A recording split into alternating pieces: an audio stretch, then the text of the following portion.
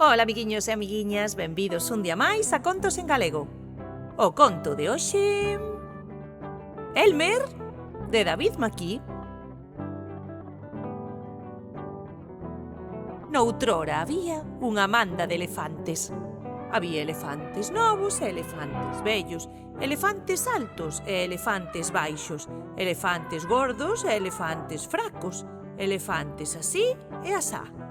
Eran todos distintos, pero todos felices. E todos eran da mesma cor, todos menos Elmer. Elmer era diferente, era de remendos de cores.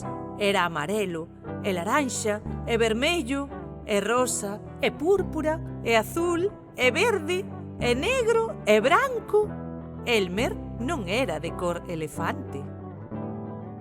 Elmer facía felices aos demais elefantes. Ás veces gastáballes bromas aos outros elefantes e ás veces os outros elefantes gastábanlle bromas a él. Pero se había algún sorriso, por pequeno que fora, era Elmer quen o arrincaba. Unha noite Elmer non podía dormir porque non paraba de darlle voltas á cabeza a unha idea. Estaba canso de ser diferente. Pero onde se viu nunca un elefante de remendos de cores? Pensaba. Non me extraña que se rían de min. A mañán seguinte, antes de que os demais espertaran, Elmer marchou sen facer o menor ruído para que ninguén se decatase. Mentres camiñaba pola selva, Elmer atopouse con outros animais.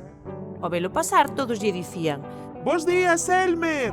E Elmer sorría e contestaba: Bos días!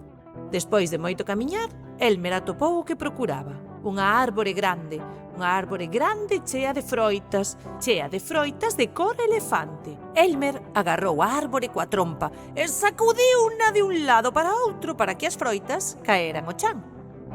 Cando o chan estivo cuberto de froitas, Elmer tirouse e comezou a embuligarse de aquí para lá unha e outra vez e volta a empezar. Despois colleu acios das froitas e frotouse por todas as partes ata mancharse ben co zume das froitas, ata que non se lle viu nin chisco, de amarelo, de laranxa, nin de vermello, nin de rosa, nin de púrpura, nin de azul, nin de verde, de negro, nin de branco. Cando rematou, Elmer tiña o mesmo aspecto que calquer outro elefante. De seguido, Elmer regresou coa súa manda. De camiño, voltou a toparse cos mesmos animais de antes. Esta vez todos lle dicían: «Bos días, elefante!» E Elmer sorría sempre e respondía: Bos días! Estaba encantado de que non o recoñecesen. Cando Elmer chegou a onde se atopaban todos os demais elefantes, estaban todos moi tranquilos. Elmer abriuse paso para colocarse no medio da manda, e ningún elefante o recoñeceu. Dalí a un chisco, Elmer tivo a sensación de que algo non ía ben. Pero, que é o que non ía ben? Mirou ao seu redor. Era a mesma selva de sempre, o mesmo ceo brillante de sempre, o mesmo nubarrón de sempre, que asomaba de vez en cando, e os mesmos elefantes de sempre. Elmer mirounos con atención. Os elefantes estaban quedos como a un pau. Elmer nunca os vira tan serios. Canto máis miraba aqueles elefantes serios, mudos, quedos e tesos, máis ganas lle entraban de rir. Así que non puido aguantar máis. E levantando a trompa, gritou o máis forte que puido: ¡Buu!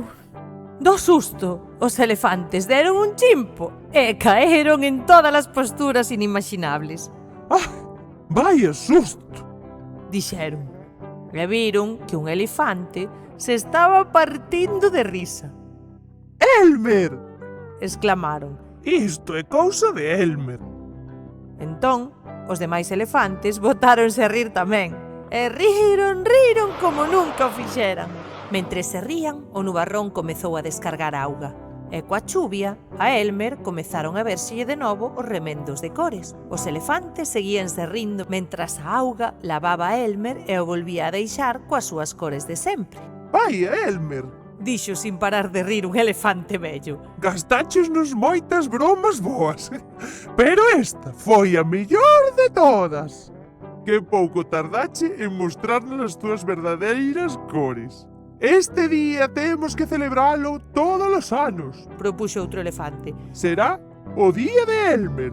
todos os elefantes nos pintaremos de cores e Elmer pintarase de cor elefante. E iso é precisamente o que fan os elefantes. Un día ao ano, os elefantes píntanse de cores e póñense a desfilar. Si ese día te atopas con un elefante de cor elefante, saberás que é Elmer. E ata aquí o conto de hoxe, amiguiños. Unha aperta!